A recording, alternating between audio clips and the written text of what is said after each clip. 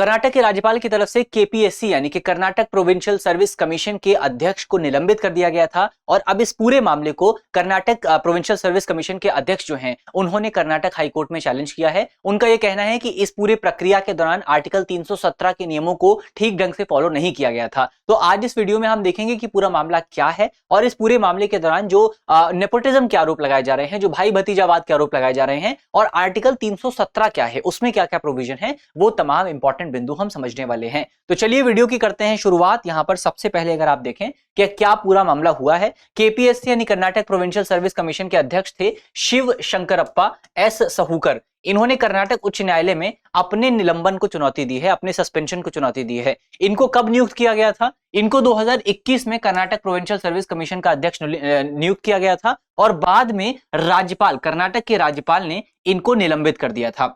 इनके ऊपर आरोप क्या है? इनके ऊपर आरोप यह है कि इनकी जो बेटियां हैं, जब ये कर्नाटक प्रोविंशियल सर्विस कमीशन के अध्यक्ष थे तो इनकी जो बेटियां थीं उनको अवैध तौर पर सरकारी नौकरी प्रदान की गई, वो भी इनके ही कमीशन के माध्यम से। तो उनके कार्यकाल में ही उनकी बेटियों को सरकारी नौकरियां जो है वो प्रदान की गई थी। इसीलिए अब जो आपके कर्नाटक के जो गवर्नर थे उन्होंने इनको पोस्ट से हटा दिया था और अब जो है इन्होंने कर्नाटक के जो आपकी माफ कीजिएगा, इन्होंने जो केपीएससी के जो अध्यक्ष हैं इन्होंने इस पूरे मामले को कर्नाटक हाईकोर्ट के सामने चैलेंज किया है। तो ये पूरा मामला यहां पर आपके सामने है, पूरा मामला हमने देख लिया है। पूरे मामले पर हम बात करेंगे, थोड़ा सा और डिटेल में हम इसको समझेंगे, लेकिन उससे पहले आपके लिए एक इंपॉर्टेंट सूचना है। सूचना यह है कि अगर आप यूपीएससी की तैयारी कर रहे हैं तो हम आपके लिए एक बहुत ही शानदार कोर्स लेकर के आए हैं जिसका नाम है ISGS फाउंडेशन कोर्स। ये जो फाउंडेशन कोर्स है, इस पूरे कोर्स के दौरान आपकी नींव को, आपके बेस को मजबूत करने का प्रयास किया जाएगा। इस पूरे कोर्स में हम जितने भी सब्जेक्ट हैं, सारे सब्जेक्ट्स को बेसिक से लेकर के एडवांस लेवल तक कवर करेंगे।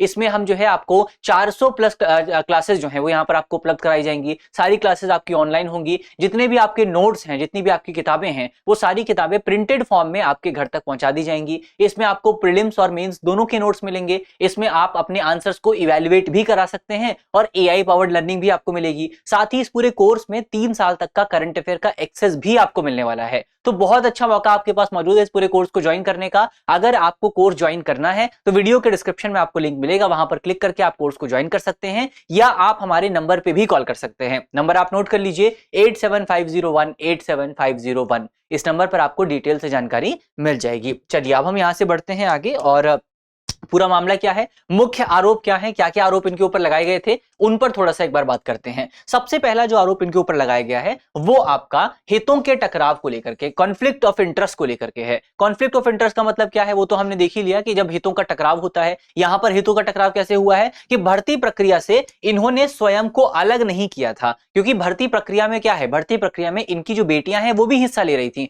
और इन्होंने इस बात का खुलासा भी नहीं किया। तो कर्नाटक के जो राज्यपाल हैं उनकी तरफ से क्या क्या आरोप लगाए गए कि सबसे पहले इनका कॉन्फ्लिक्ट ऑफ इंटरेस्ट हो रहा था, इन्होंने स्वयं को भर्ती प्रक्रिया से अलग नहीं किया, इनकी बेटियां भी भर्ती प्रक्रिया में हिस्सा ले रही थी। इस बात का खुलासा इनको पहले करना चाहिए था, लेकिन इस बात के बारे में इन्होंने किसी को नहीं बताया। तो एक तो ये इंपॉर्टेंट आरोप लगाया गया। दूसरा यहां पर फर्जी आय प्रमाण पत्र का आरोप भी लगाया गया। उनकी बेटियों पर आरोप यह है कि उनकी बेटियों ने एक वार्षिक पारिवारिक आय, जो परिवार की वार्षिक आय है, उसको 40,000 रुपए दिखा करके ओबीसी प्रमाण पत्र प्राप्त किया, ओबीसी प्रमाण पत्र प्राप्त किया और क्रीमी लेयर से छूट प्रदान करी, जबकि उनके पिता जो हैं वो एक कॉन्स्टिट्यूशनल पोस्ट पर मौजूद थे और ऐसी सिचुएशन में आपको क्रीमी लेयर का जो बेनिफिट है वो नहीं दिया जा सकता है। इसके अलावा गवर्नमेंट आदेश का उल्लंघन भी यहां पर हुआ है, इसका आरोप भी इनके ऊपर लगाया गया। जिस आदेश में साल 2000 में कर्नाटक की जो गवर्नमेंट थी उसकी तरफ से आदेश जारी किया गया था कि केपीएससी के जो बच्चे हैं, यानी केपीएससी के जो अध्यक्ष हैं, कर्नाटक प्रोविंशियल सिविल सर्विसेज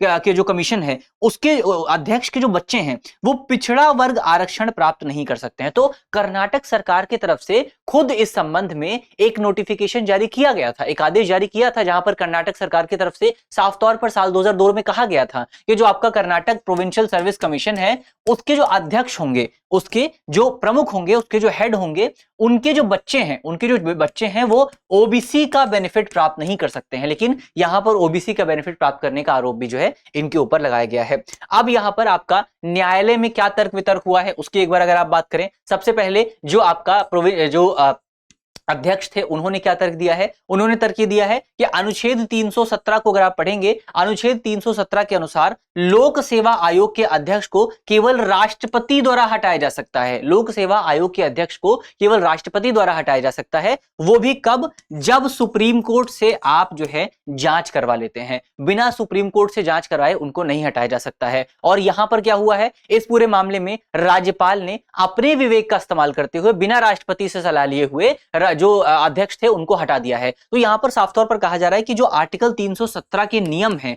उन नियमों का उल्लंघन हो रहा है। इसीलिए राज्यपाल को स्वतंत्र रूप से निलंबित करने का अधिकार मौजूद नहीं था। तो यहां पर प्रक्रिया में गलती बताई गई है। उन्होंने ये नहीं कहा है कि मैंने कोई गलती की है, नहीं की है। उन्होंने कहा है कि प्रक्रिया में गलती है। तो ये इंपॉर्टेंट पॉइंट आपको याद रखना है। अब राज्यपाल की तरफ से क्या पक्ष दिया गया है उसकी अगर आप बात करें तो राज्यपाल ने कहा है कि पहले से ही राष्ट्रपति से इस मामले को सर्वोच्च न्यायालय को संदर्भित करने का अनुरोध किया जा चुका है। निलंबन जांच पर प्रभाव रोकने के लिए आवश्यक था। तो ये राज्यपाल की तरफ से जो आदेश, जो कहा गया, जो तर्क दिया गया है, वो ये कहा गया है कि हमने ये पूरा निलंबन किया ताकि भविष्य में उनको किसी भी मुकदमे में या किसी भी जो एविडेंस हमारे पास मौजूद हैं उनके साथ टेम्पर करने से रोका जा सके, उनके साथ छेड़छाड़ करने से रोका जा सके। तो ये तर्क और वितर्क आपको यहां पर इस पूरे मामले में देखने को मिलेंगे। अब हम बात करते हैं आर्टिकल 317 के बारे में कि आर्टिकल 317 क्या है, आर्टिकल 317 क्या कहता है।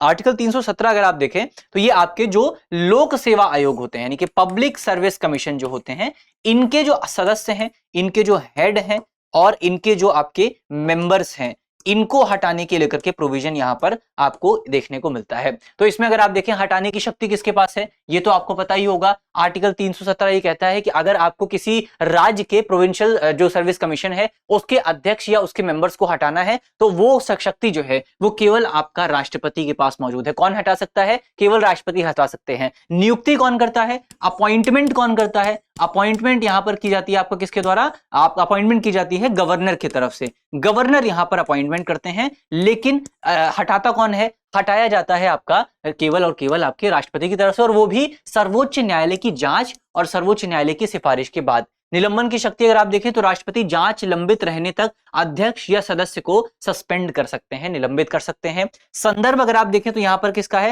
राष्ट्रपति सर्वोच्च न्यायालय को जांच हेतु सबसे पहले एक संदर्भ भेजते हैं और उसके बाद सुप्रीम कोर्ट अपनी जांच शुरू करता है। ऐसा नहीं कि सुप्रीम कोर्ट जो है सीधे जांच शुरू कर देता है। पहले राष्ट्रपति सुप्रीम कोर्ट को कहते हैं कि आपको यहां पर जांच करनी है, तभी जाकर के आप जो है तभी जाकर के सुप्रीम कोर्ट जांच करती है और तब जाकर के राष्ट्रपति हटा सकते हैं। यह पूरा प्रोसेस है।